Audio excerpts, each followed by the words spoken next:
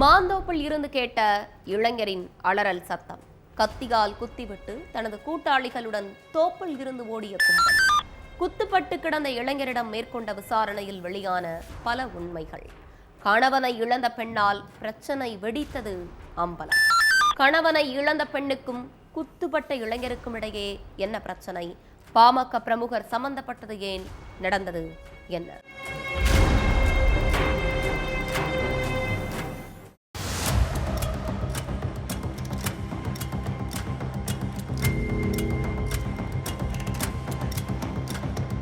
மாந்தோப்பிலிருந்து ஒரு இளைஞரோட அலறல் சத்தம் கேட்டிருக்கு. பக்கத்து தோப்புகள்ல இருந்த சில பேரு சத்தம் கேட்டு ஓடி வந்திருக்காங்க. அப்ப ஒரு மர்ம கும்பல் தோப்புக்குள்ள இருந்து தலை தெறிக்க ஓடி இருக்காங்க. இளைஞர் ராஜதுரை கையில கத்தியால குத்தப்பட்டு வேதனையில துடிச்சிருக்காரு.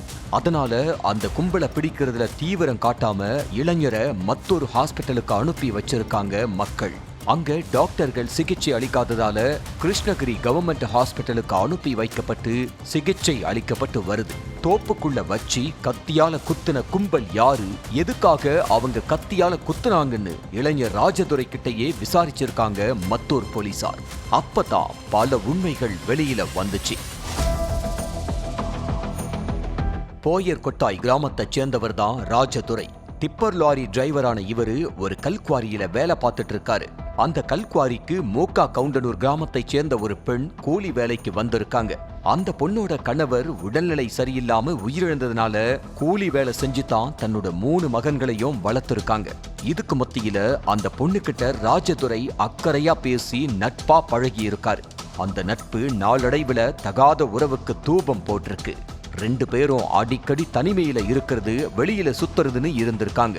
அதனால 2 பேருக்கு இடையில இன்னும் நெருக்கம் அதிகமாகி இருக்கு. சம்பாதிக்கிற பணத்துல சேமிச்சு 1 லட்சம் ரூபாய அந்த பொண்ணுக்கு கொடுத்திருக்காரு ராஜதுரை. பணத்தை வாங்கின சில நாட்கள்லயே ராஜதுரை கிட்ட பேசுறதையே நிறுத்திட்டாங்க அந்த பொண்ணு.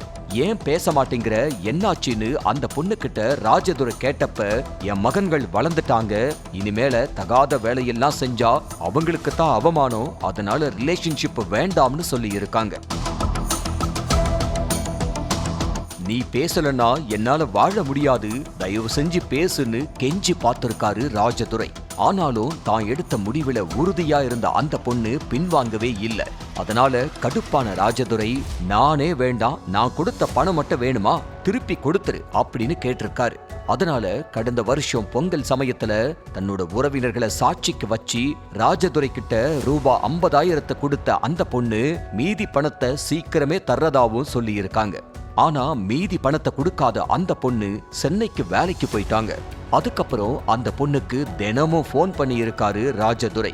அந்த போனுக்கு ரெஸ்பான்ஸ் பண்ணாத அந்த பொண்ணு ஒரு கட்டத்துல செல்போனை ஸ்விட்ச் ஆஃப் பண்ணிட்டாங்க.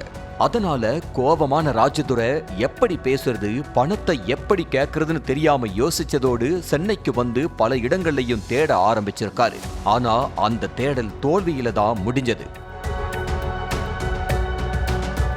இதுக்கு மத்தியில தன்னோட கிராமத்துக்கு வந்திருக்காங்க அந்த பொண்ணு. அதை தெரிஞ்சுக்கிட்ட ராஜதுரை அந்த பொண்ணோட வீட்டுக்கு நேர்ல வந்து சண்டை போட்டதோட, நீ உன்னோட பசங்களுக்காக என்கிட்ட பேசாம இல்ல, வேற யார் கூடயோ தகாத உறவுல இருக்கிறதா சொல்லி செல்போனை பறிச்சு கால் ஹிஸ்டரிய செக் பண்ணி இருக்காரு. அதை பார்த்த அந்த பொண்ணோட மூத்த மகன் தன்னோட அம்மா கிட்ட விசாரிச்சிருக்காங்க. நடந்த விவரத்தை தான் மகன் கிட்ட சொல்லி இருக்காங்க அந்த பொண்ணு. அடுத்து தன்னோட கிராமத்தில் உள்ள பாமக பிரமுகரும் சரித்திர பதிவேடு குற்றவாளியுமான பாவேந்தனை போய் நேர்ல பார்த்த அந்த பொண்ணோட மூத்த மகன், ராஜதுரைய மிரட்டி வைங்க, அப்படி மிரட்டியும் பணியிலன்னா லேசா 4 தட்டு தட்டி வைங்க, இனி எங்க அம்மாவோட பாதையில அவன் வரக்கூடாதுன்னு சொல்லி இருக்காரு. ஏற்கனவே ரவுடியா இருக்கிற பாவேந்தனுக்கு இந்த மாதிரி கட்ட பஞ்சாயத்து மிரட்டல் எல்லாமே புதுசு இல்ல. அதனால ராஜதுரைக்கு போன் பண்ணி, கொஞ்சம் பேசணும், உங்களுக்கு சேர வேண்டிய மீதி பணத்தையும் கொடுக்கணும்னு சொல்லி ஒரு மாந்தோப்புக்கு வர சொல்லி இருக்காரு. அந்த பொண்ணு நமக்கு தர வேண்டிய பணத்தை கொடுக்கறதுக்காகத்தான் உறவினர்களை வச்சு பேச சொல்லி இருக்காங்கன்னு நினைச்ச ராஜதுரையும் மாந்தோப்புக்கு வந்திருக்காரு. என்ன தைரியம் இருந்தா அந்த பொண்ணு வீட்டுக்கே போய் மிரட்டுவ, இனி மிரட்டுற வேலை வச்சுக்கிட்ட ஆளை காலி பண்ணிருவோம்னு பாவேந்தன் தான் கூட சில இளைஞர்களை சப்போர்ட்டுக்கு வச்சுக்கிட்டு ராஜதுரைய மிரட்டி இருக்காரு. அதுக்கு எனக்கு தர வேண்டிய பணத்தை கொடுத்துட்டா நான் ஒதுங்கிக்கிறேன்னு சொன்னதும் கடுப்பான பாவேந்தன் ராஜதுரைய கத்தியால குத்தி இருக்காரு. அப்போ ராஜதுரை தடுத்ததால கத்தி குத்து வயித்துல விழாம கையில விழுந்திருக்கு. சட்ட பனியன் எல்லாமே ரத்தத்தால நனைஞ்சி வலியால கத்தி இருக்காரு ராஜதுரை. அப்பதான் பக்கத்து தோப்புல நின்னுக்கிட்டு இருந்த சில பேர் ஓடி வந்து ராஜதுரைய ஹாஸ்பிட்டலுக்கு அழைச்சிட்டு போயிருக்காங்க. அதுக்கப்புறம் தேடுதல் வேட்டையில ஈடுபட்ட போலீசார் ராஜதுரை கிட்ட பணம் வாங்கின பொண்ணு, பாவேந்தன், அர்ஜுன், கேசவன், தினேஷ் ஆகிய 5 பேரை பக்கத்து கிராமத்துல கைது பண்ணிட்டாங்க. மேலும் தலைமறைவா உள்ள சிலரை தேடும் பணியில இறங்கி இருக்காங்க போலீசார்.